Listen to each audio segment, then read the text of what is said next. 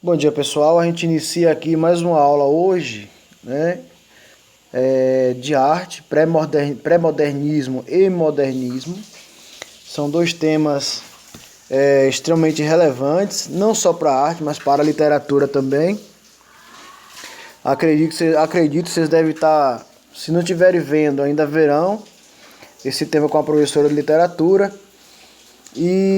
Mas no que tange a arte, a gente vai estar vendo aqui alguns destaques para ajudar vocês aí no conhecimento dessa corrente literária artística, né? No caso, o pré-modernismo. Como vocês podem observar na capa do slide inicialmente, já consegue identificar que pelos homens vestidos de couraça, você já consegue perceber que eu faço uma referência imediata ao nordestino, ao cara que corria atrás do boi, de modo específico aí na República Velha, mais precisamente, juntando aí os anos de 1920 por aí, tá? Esse contexto do pré-modernismo, eu já lhe antecipo que é uma referência a, a um contexto que se apresenta logo após Primeira Guerra Mundial, no caso da gente aqui do Brasil, tá? E é, se destaca pelas suas transformações, abdicando, por exemplo, de correntes modernistas ou de correntes que apareciam no Brasil, europeias. No pré-modernismo brasileiro, a gente vai ter o seguinte aqui, pessoal. Tendência das primeiras décadas do século XX vai ser essa tendência, né? O país começa a se modernizar, de modo especial no pós-Primeira Guerra Mundial. Eu vou ter o sentido mais crítico, fixando diferentes facetas da realidade social, ou seja, haverá uma demonstração de como o brasileiro vivia, de como o sertanejo vivia, de como o nordestino vivia. Uma política, uma política ou alterações na paisagem e na cor do local era extremamente importante para representar uma obra pré-modernista.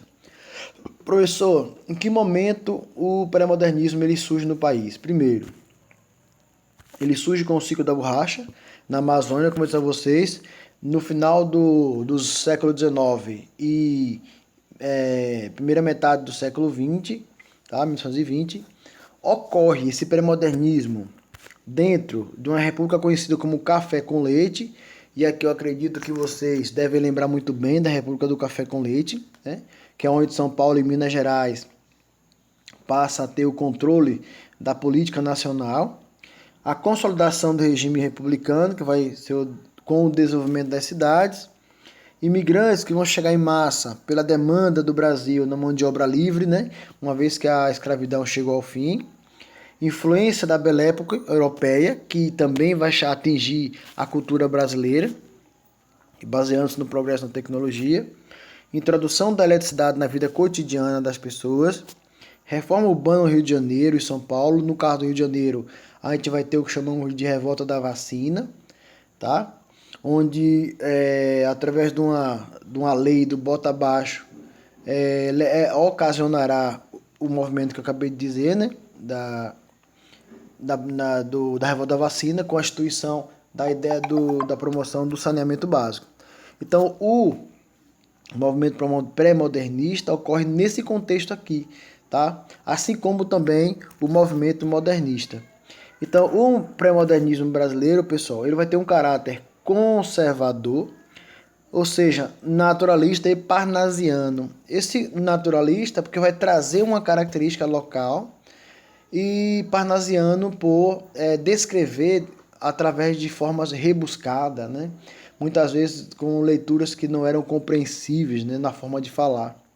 E o caráter era renovador no século XX. Tinha um interesse crítico pela realidade brasileira, como eu disse antes. Tá? Mostrar a miséria do brasileiro, a fome, enfim. O contexto histórico aqui, como eu disse antes lá atrás, a febre amarela, a doença de Chagas, a Guerra do Contestado, que ocorre no mesmo tempo aí que a Guerra de Canudos, a Revolta da Chibata, que também ocorre no Rio de Janeiro, tá? e o movimento dos cangaços aqui no Nordeste brasileiro.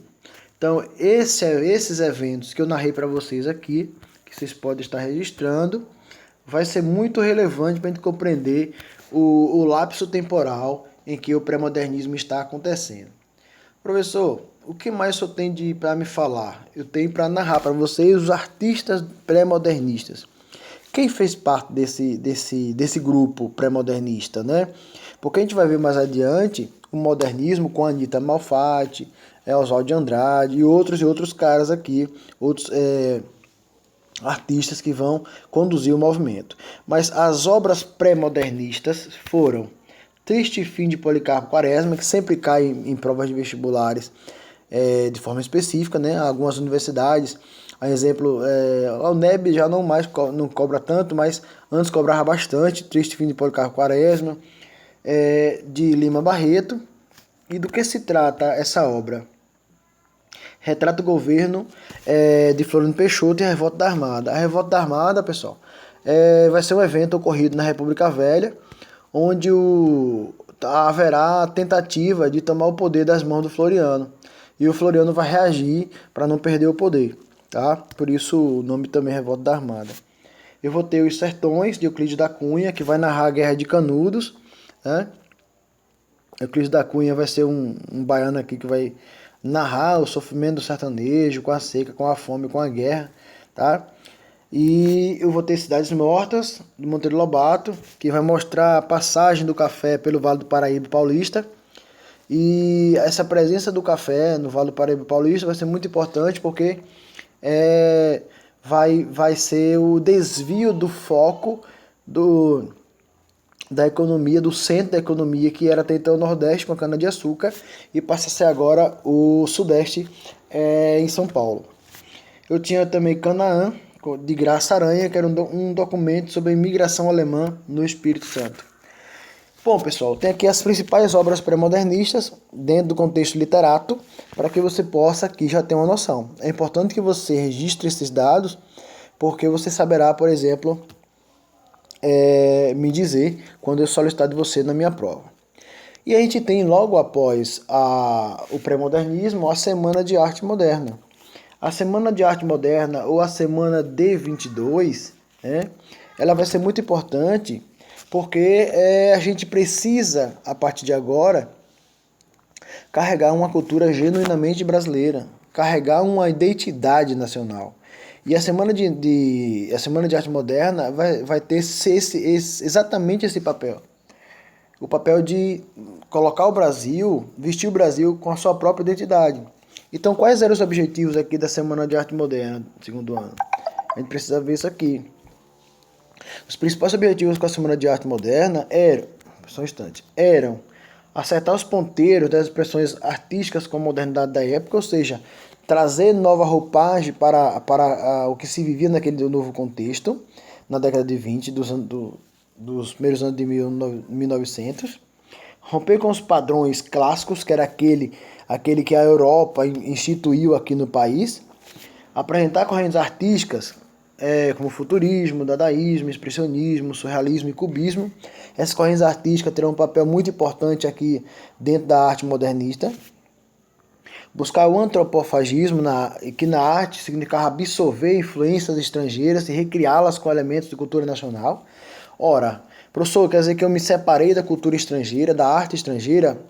Não é que eu não quero nem saber da arte estrangeira, mas eu vou bebê-la dela e vou pegar essa arte e vou criar uma arte genuinamente nacional, pautada numa base artística estrangeira. Seria essa a ideia, tá? Então, a antropofagia, dentro dessa arte que eu estou colocando aqui para você no modernismo, o que na verdade é antropofagia, pessoal? É você se alimentar de carne humana, né? Antropófago.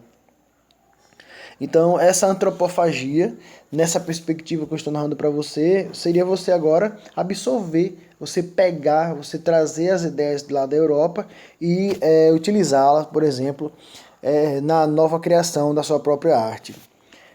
Criar uma arte puramente brasileira, como eu já disse aqui para vocês.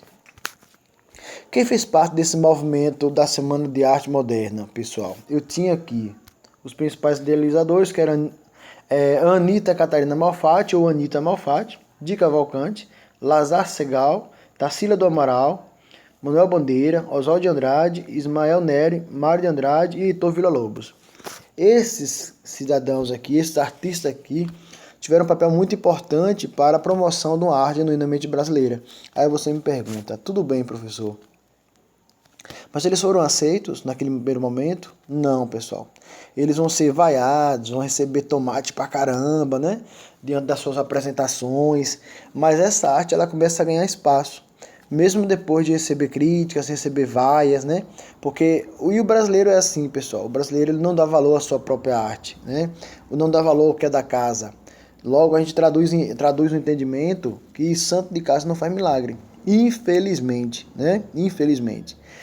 Então eu tenho aqui, ó, dentro da perspectiva da Semana de Arte Moderna, ela vai ocorrer aqui, pessoal, ó, como eu disse, chamada de Semana de 22, ocorre em São Paulo, nos dias 13, 15 e 17, no Teatro Municipal, em São Paulo. Nesse contexto aqui, o que é que a gente vai ter como relevância dentro da Semana de 22 ou dentro da Semana de Arte Moderna?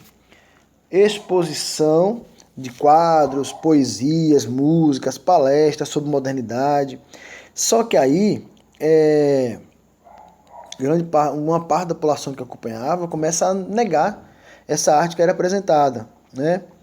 E isso vai ser o ponto de partida para que esse negacionismo, essa não aceitação inicial ganhe um boom afora, tá? E comece a perceber que o que eles estavam fazendo, de fato, representava uma arte, sim, genuinamente brasileira. Aqui eu tenho algumas obras de uma das artistas do modernismo brasileiro, ou da Semana de Arte Moderna, que é a Tarsila do Amaral, né? Aqui eu trouxe cada um para entender aqui. O Abapuru é um exemplo dela, da arte da Tarsila. De